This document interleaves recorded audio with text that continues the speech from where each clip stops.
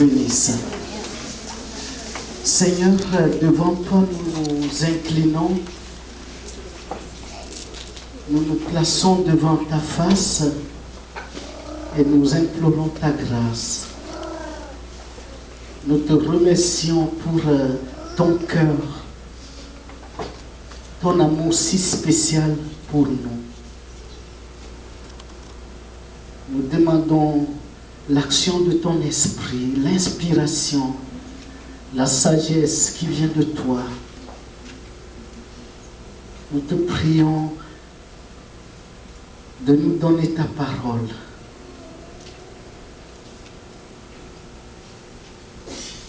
Qu'elle porte d'abondants fruits dans nos vies. Que nous soyons transformés et que nous ne soyons plus les mêmes. Rends-nous amoureux de toi, amoureux de ta parole, et fais-nous porteurs de ce beau message, la bonne nouvelle, ton évangile. Et fais de nous des arroseurs qui arrosent au nom de Jésus.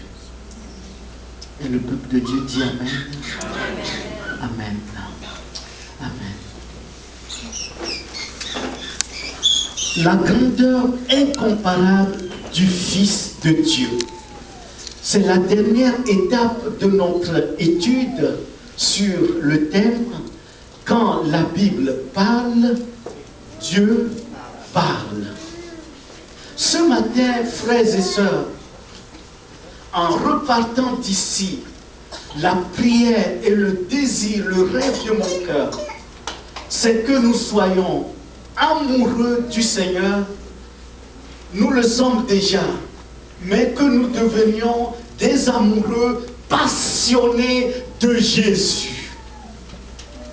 Parce que le moyen que Dieu a choisi pour s'adresser à nous, c'est le moyen par excellence.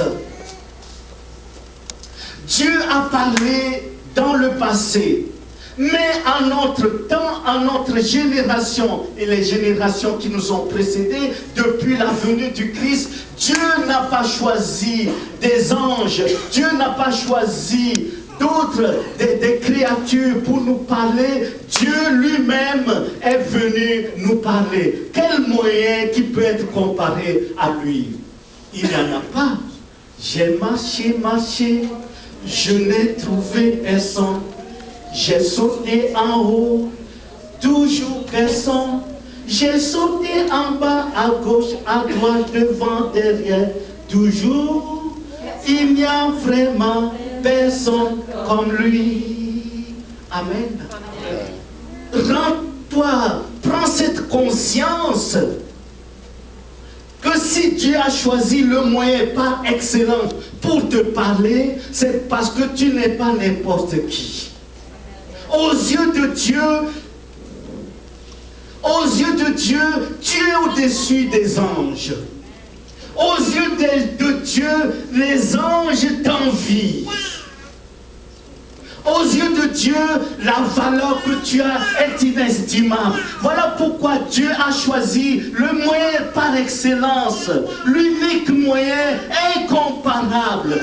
Il faut comparer deux choses comparables. Il n'y en a même pas qu'on peut comparer, parce que la comparaison ne peut même pas se faire. Il faut comparer deux choses comparables. Celui que Dieu a choisi pour te parler, c'est le moyen par excellence, son Fils. Sans plus tarder, lisons Hébreux chapitre 1, versets 1 et 2. Selon qu'il est écrit, Hébreux chapitre 1, versets 1 et 2.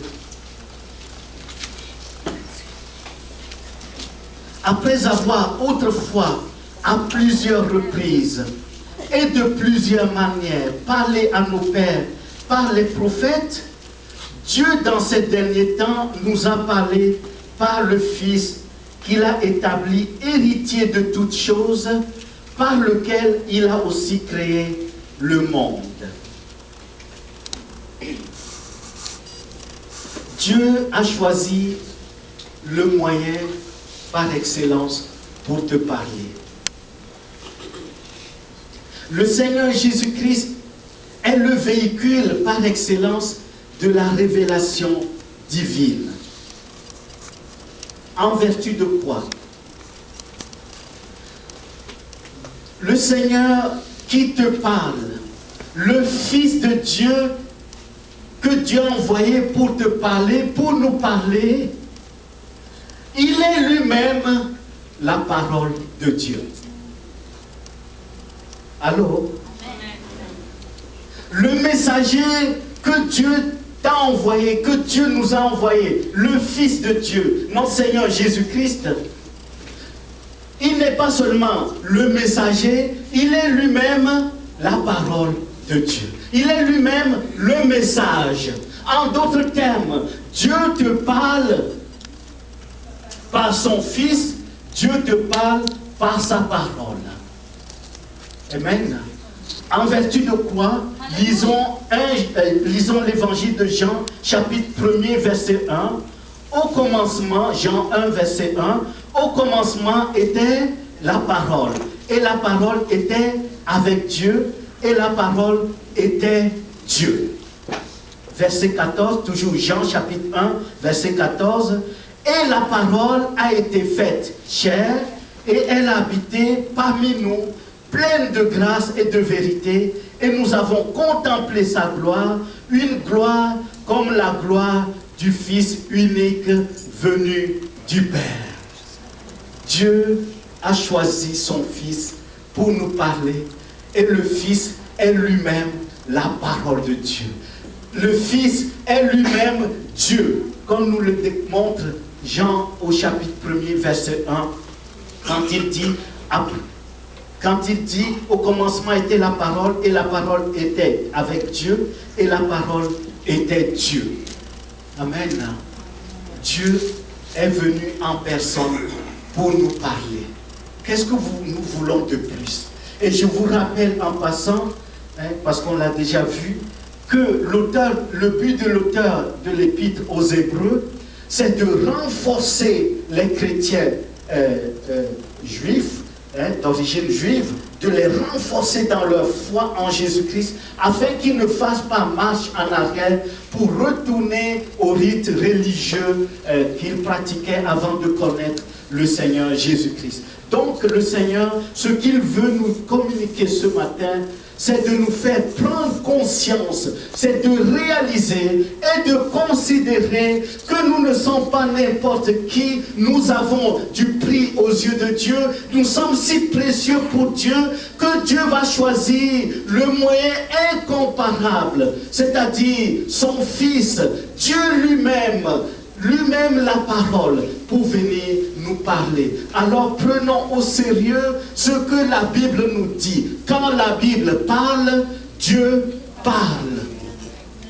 Dans ces derniers jours, ces derniers temps, où les gens ne veulent rien savoir de Dieu, mais nous restons toujours dans la foi, sachant que la parole qui nous est adressée, la Bible que nous avons comme héritage, que Dieu nous a donné, n'est pas la parole d'un homme, mais la parole du Dieu vivant. Parce que Dieu lui-même est venu nous parler à la personne de son Fils, notre Seigneur Jésus-Christ. Considère que le Seigneur est lui-même la parole de Dieu. Apocalypse chapitre 19, verset 13. Apocalypse chapitre 19, verset 13, il est écrit, le Seigneur, quand vous lisez à partir du verset 11, il porte son nom, le fidèle, le véritable. Et il porte aussi le nom, son nom est la parole de Dieu. Le Seigneur lui-même est la parole de Dieu, d'après Jean chapitre 1, verset 1, Jean chapitre 1, verset 14, Apocalypse chapitre 19, verset 13. C'est le nom que le Seigneur porte. Son nom est la parole de Dieu. Alors, n'allons pas nous distraire nous distraire par l'esprit du malin qui veut mettre du doute dans nos cœurs. Restons fermes dans la foi que nous professons, parce que la parole, la Bible est la parole de Dieu. Un point, c'est tout. C'est non négociable. Amen. Vous savez qu'il faut être convaincu pour être convaincant. Si tu n'es pas convaincu, tu ne peux pas convaincre les gens. Et soyons fermes dans la foi que nous professons, la parole de Dieu. Amen. Jésus dit dans Jean chapitre 14, verset 21 à 23, « Si quelqu'un m'aime, il gardera ma parole. Mon Père l'aimera. Nous viendrons chez lui et nous ferons notre demeure chez lui. » Ton héritage, la parole de Dieu. Si les gens te disent, oh, ça c'est les hommes qui ont écrit la Bible, ça c'est les pensées des hommes, ça c'est l'histoire que les gens ont inventée. Dis-leur ceci, Dieu m'a parlé, son nom est la parole de Dieu. Amen. Hébreux chapitre 6, verset 18, je le cite en passant, Hébreux 6, verset 18, il est écrit, il est impossible que Dieu mente. Jean chapitre 4, Jean 8, verset 44, Jean 8, verset 44, le diable est le père du mensonge. Dieu, lui, il est la vérité et sa parole est la vérité.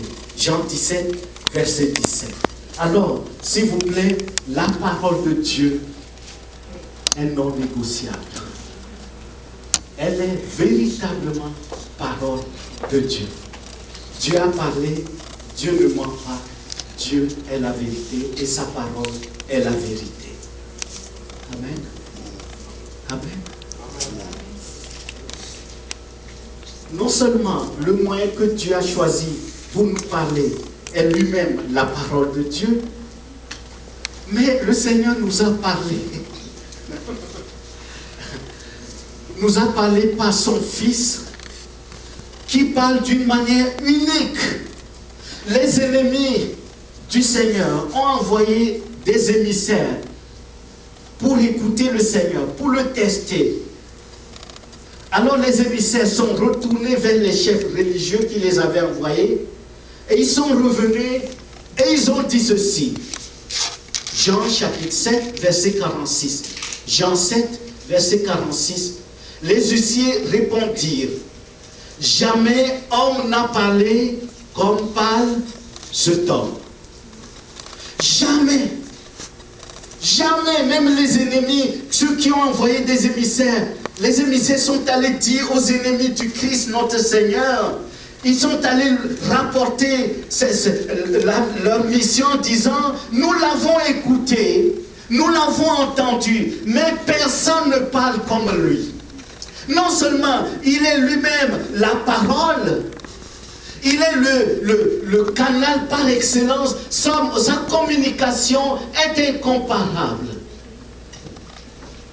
Dieu n'a pas choisi un autre moyen pour nous parler. Dieu a choisi le moyen par excellence, le moyen qui ne ressemble à aucun autre moyen. L'unique moyen, son Fils Jésus. Nous avons le message, la parole de Dieu. Nous avons le messager qui est lui-même la parole de Dieu. Nous avons le messager qui est le communicateur par excellence. Et je vous invite, bien-aimés, est-ce qu'il y a des jeunes qui rêvent de faire des études de droit ici? Si vous voulez faire des études de droit, oui, Alliance, que Dieu te bénisse. Est-ce qu'il y a encore d'autres qui rêvent? Mercedes, que Dieu te bénisse. Alors, s'il vous plaît, vous rêvez de faire des études de droit, de grâce, allez voir celui qui est le communicateur par excellence. Son nom est Jésus. Alors, tu gagneras des causes que personne ne peut défendre. Des causes justes pour honorer le Seigneur. Amen. Je connais un de mes professeurs qui nous avait enseigné en théologie en Suisse. Il est ministre de la Défense. C'est un chrétien. Et laissons-lui ça. Il a le verbe. Où est-ce qu'il a appris ça? Il a épousé, vous voyez comment il est rusé. Il est allé épouser la fille d'un pasteur. Un pasteur très connu en Suisse. Ce pasteur s'appelle Maurice Rey. Pendant ses études, il est allé chercher la fille d'un pasteur. Un excellent pasteur, communicateur, prédicateur de l'évangile. Un homme qui a l'autorité du Seigneur. Et oui, et ce ministre, il est avocat. Où est-ce qu'il a reçu ce don? Il est allé le chercher auprès de lui. Amen. Personne ne parle comme qui? Comme lui. Ce n'est pas nous qui le disons, c'est la parole de Dieu qui nous le dit. Personne n'a parlé comme lui. Les ennemis s'attendaient de le mettre à l'échec. Les ennemis s'attendaient pour le piéger, pour avoir sa peau. Mais le Seigneur a gagné. Personne n'a parlé comme lui. Bien-aimés, vous qui êtes aux études, allez vers lui. Personne n'a parlé comme lui. Vous avez des exposés à faire. Patricia, à Saint-Michel, va vers Jésus.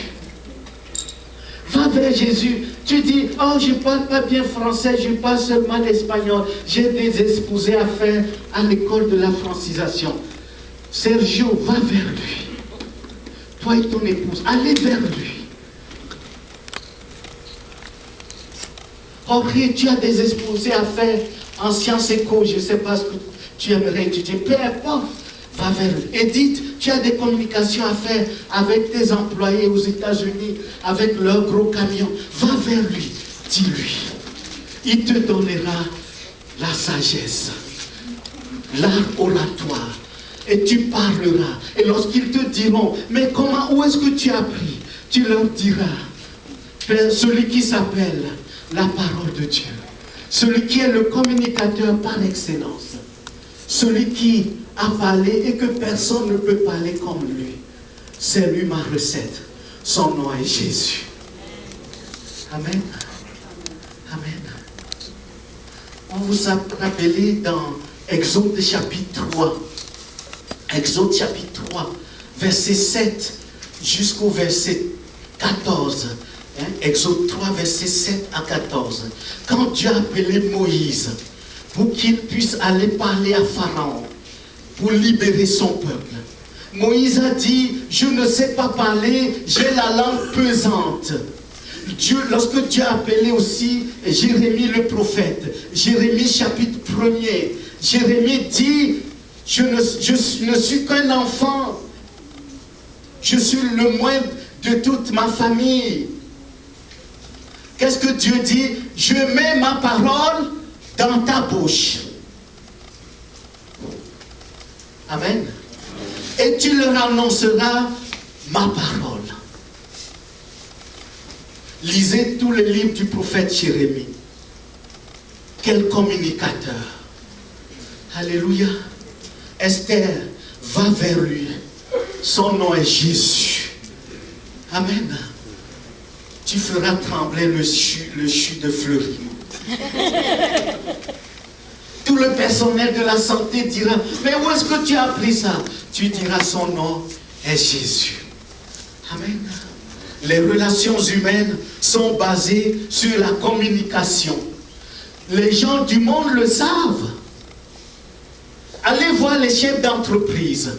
Allez voir les multinationales. Allez voir les PDG des plus grandes compagnies au monde. Ils sont conscients que la communication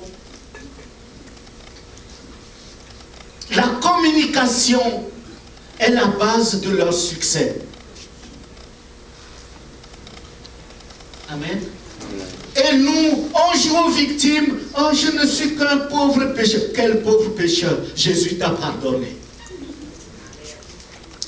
je ne suis que, je connais, tu connais, il parle et personne ne peut être comparé à lui. Amen. À l'âge de 12 ans, dans le temple, il y avait les sages, ils étaient barbus, c'était les patriarches. Et ils étaient étonnés de l'intelligence, la sagesse qu'il avait. Qu'est-ce qu'il a dit à Salomon? Il a dit à Salomon, aucun roi ne peut être comparé à toi. Qu'est-ce qui lui a dit ça? C'est le Seigneur. C'est Dieu qui a donné la sagesse à Salomon. Amen. Amen. Et s'il vous plaît, revenons à la parole de Dieu. Revenons à la parole de Dieu. Amen. Dieu veut susciter des hommes et des femmes. Dieu veut faire de nous ses messagers. C'est à ça que nous sommes appelés. Il ne nous a pas donné un esprit de timidité. Il nous a donné un esprit d'amour et de force. Amen. Bianca, tu es secrétaire. S'il te plaît, demande-lui. Demande-lui. Alors l'autel Dieu pourra après toi. Tu n'auras pas à attendre qu'on t'appelle pour aller travailler. Ils viendront te chercher. Amen. Parlons de l'évangile. La religion, vous me connaissez. Je n'en veux pas. Je veux l'évangile. Il y a une grande différence. Il y a une grande différence. La religion, c'est que les gens sont pognés. Ils pensent que, oh là là, Dieu. Oh.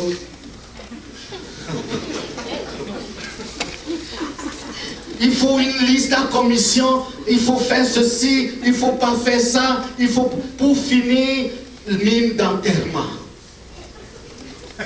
Mais Jésus est venu à toi. Il est venu lui-même. Il est lui-même la parole de la vie. Il est lui-même la sagesse de Dieu. Il est lui-même l'autorité de Dieu. Il est lui-même la connaissance. Il est lui-même le communicateur par excellence. Redresse la tête et parle. Dieu est avec toi. Non seulement il est avec toi, il est en toi. Amen.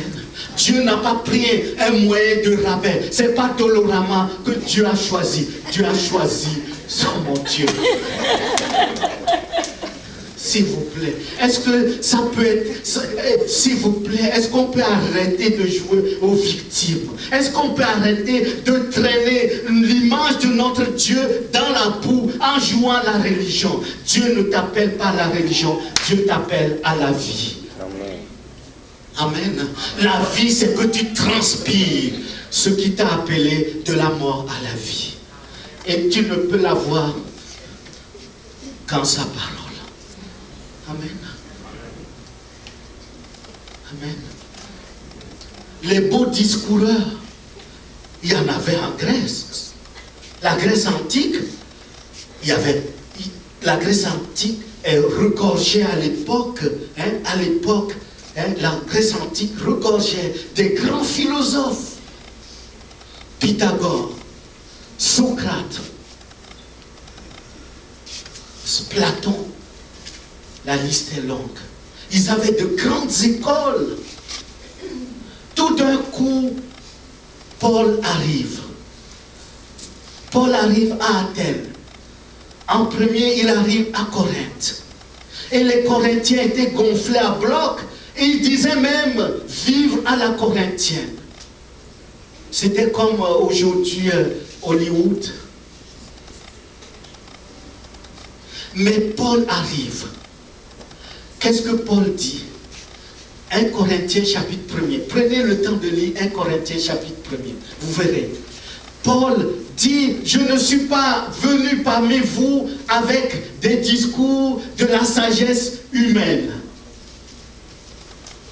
Paul va parler comme quelqu'un qui n'est pas instruit, alors que c'est l'un des plus grands érudits de l'époque. Mais Paul va parler comme s'il n'était pas instruit. Mais ce qui sortait de sa bouche faisait la différence. Alors les Grecs qui se vantaient d'avoir de la sagesse, Mais ce qui sortait de la bouche de Paul a renversé leur prétendue sagesse.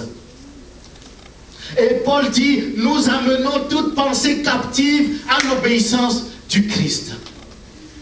Toute leur prétention de sagesse a été renversée par la parole qui était dans la bouche de Paul. Paul ne parlait pas par lui-même, ni de la part de lui-même, mais parlait de la part de Jésus-Christ, par Christ et pour Christ. Amen. Les Grecs ont capitulé et ils se sont convertis. Amen. Lisez 1 Corinthiens chapitre 1er.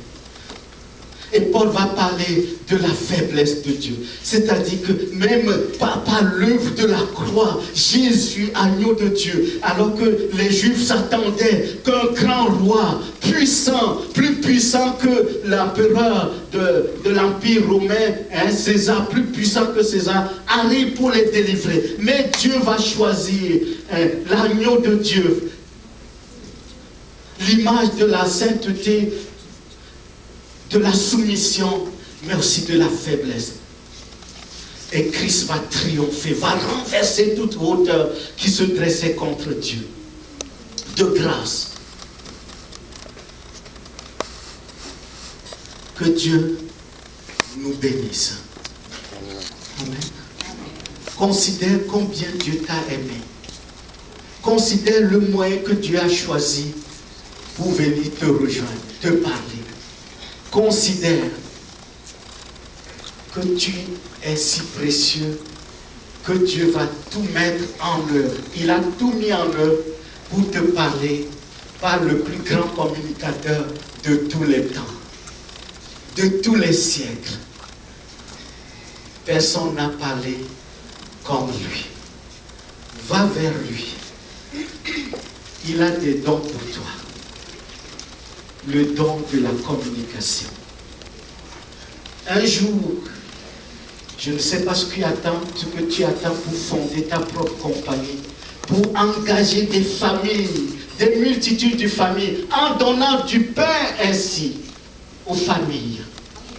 Et lorsque tu vas fonder ta compagnie, quelle que soit la taille, demande-lui. Il va te donner la sagesse de la communication. Amen. Je connais un chrétien, j'avais étudié avec sa femme. C'est la famille Piaget, c'est la famille qui fabrique les montres de luxe. C'est des chrétiens. Et ils ont le monopole mondial des montres de luxe, les montres haut de gamme. Ils ont le monopole mondial de ce marché. Et puis, dans la descendant, parce que c'est de plusieurs générations, il y a un des arrière-petits-fils qui avait eu à cœur de démarrer une compagnie. Et lui, il a dit, je ne vais pas fabriquer les montres comme mes ancêtres, je vais faire autre chose.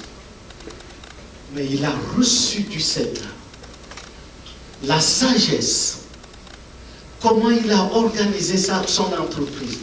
Il travaille chez lui dans un tout petit local. Et il voyage à travers le monde entier. Alors il a été classé comme meilleur sur le plan national. Et après, les journalistes l'ont interviewé. Ils ont fait un reportage sur son travail. Pour que toutes les autres compagnies voient son modèle à suivre. Amen. Le Seigneur est ainsi glorifié. Mais bien aimés, vous qui êtes aux études, rêvez de recevoir, de créer des entreprises, de créer des emplois pour donner du pain aux familles. Le cœur de Dieu sera réjoui. Vous serez une source de grande bénédiction pour des multitudes. Vous arroserez des familles, vous arroserez la ville de Sherbrooke, vous arroserez votre environnement sociologique et Dieu vous arrosera. Amen. Arrêtons de jouer à la religion. La Bible, l'évangile, ce n'est pas la religion. L'évangile, c'est la vie. Amen. L'évangile, c'est la vie. Quand Dieu dit, Deutéronome chapitre 28, vous prenez le temps de lire tout le Deutéronome chapitre 28, du premier verset jusqu'au verset 14. Quand Dieu dit, vous serez la tête et non la queue, c'est lié à quoi? C'est pas lié à la paresse, c'est lié à l'initiative. Que Dieu nous fasse grâce. Nous avons tout pleinement en lui, Colossiens 2, verset 10, y compris la communication par excellence. Amen. Caroline, je rêve que ton champ d'action dans ta compagnie soit encore plus élargi et que j'ai rencontré votre grand boss l'été passé pour préparer la venue des Suisses et puis lorsqu'il va te demander mais Caroline c'est quoi ton secret, tu puisses le dire, son nom est Jésus. Amen. Amen. Que Dieu nous bénisse. Amen. Non seulement il est lui-même la parole de Dieu, non seulement il est le véhicule par excellence, personne n'a parlé comme lui, il est aussi celui dont les prophètes ont parlé, selon ce qu'il est écrit dans Jean 1, verset 45, Jean 1, 45, lorsque Philippe a dit à Nathanaël, nous avons rencontré le Christ, celui dont les prophètes ont parlé. Toute la parole de Dieu est christocentrique, parle de Jésus, que ce soit dans l'Ancien ou dans le Nouveau Testament. L'Ancien ou dans le, excusez-moi, dans l'Ancien ou le Nouveau Testament.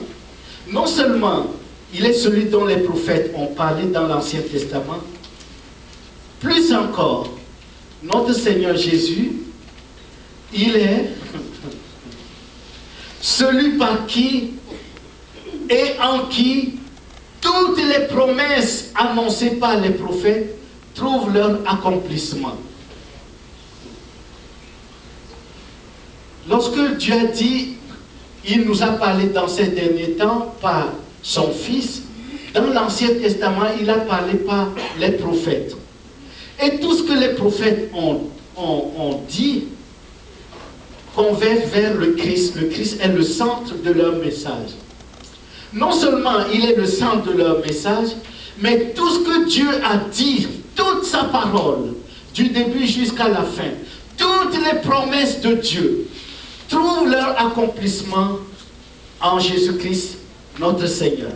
Voilà pourquoi l'apôtre Paul dit dans 2 Corinthiens chapitre 1, versets 19 et 20, 2 Corinthiens chapitre 1, versets 19 et 20, ce n'est pas dans le texte, 2 Corinthiens chapitre 1, versets 19 et 20, il est écrit, en Christ, il n'y a que oui, raison pour laquelle nous disons Amen. Et les promesses de Dieu sont oui et Amen. Et c'est en Christ que cela s'accomplit. Amen. Toutes les promesses de Dieu, c'est en Christ que la promesse de Dieu s'accomplit. Quel privilège, quelle grâce pour nous de savoir que celui par qui Dieu nous a parlé, c'est celui en qui toutes les promesses de Dieu sont accomplies. Nous trouvons par là un sujet d'une grande joie, de reconnaissance, de réjouissance. Parce que Dieu ne nous a pas minimisés, Dieu nous a honorés, Dieu nous a élevés. Amen. Si vous êtes ministre ou bien président d'un pays et vous visitez un autre pays et puis le président de ce pays, vous aimeriez le rencontrer et il envoie un employé, un balayeur,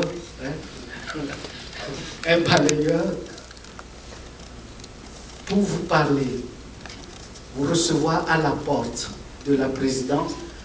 Il ne vous fait même pas asseoir et il vous parle par un employeur, un balayeur de la cour présidentielle. Comment vous allez vous sentir? Vous êtes président d'un autre pays. Vous êtes ministre d'un gouvernement étranger et vous visitez un pays quelconque et le président de ce pays, vous aimeriez lui parler et lui, il vous envoie un émissaire qui n'est qu'un balayeur de la cour présidentielle pour vous recevoir à la porte, pour vous parler. Comment vous allez vous sentir? Humilié, comme ne valant rien aux yeux de ce président. Aujourd'hui, nous partirons d'ici en disant au Seigneur, tu es champion. Non seulement,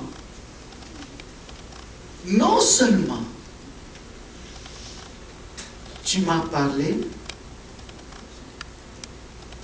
toi-même, tu es venu me parler. Tu es venu m'accueillir et tu m'as amené dans ton palais. Et c'est à ça que Paul fait l'allusion dans Éphésiens 2, verset 19. Vous n'êtes plus des gens du dehors, mais vous êtes des gens de la maison de Dieu. Amen. Dieu ne nous en parle, Dieu ne nous parle pas par des employés de sa maison. Dieu nous parle par son Fils. Dieu nous parle par lui-même. Amen. Que Dieu nous bénisse. Et que nous ayons un cœur reconnaissant envers lui. Et que nous puissions dire, quelle grâce, quel amour, quel honneur, quel privilège. Honorons en retour le Seigneur, puisqu'il nous a honorés. Vouons-lui notre vie et notre cœur. Servons-le sans murmure, sans retenue, d'un cœur dévoué, parce qu'il nous a honorés. Amen. Je vais inviter le frère Jacques qui a quelque chose à nous parler.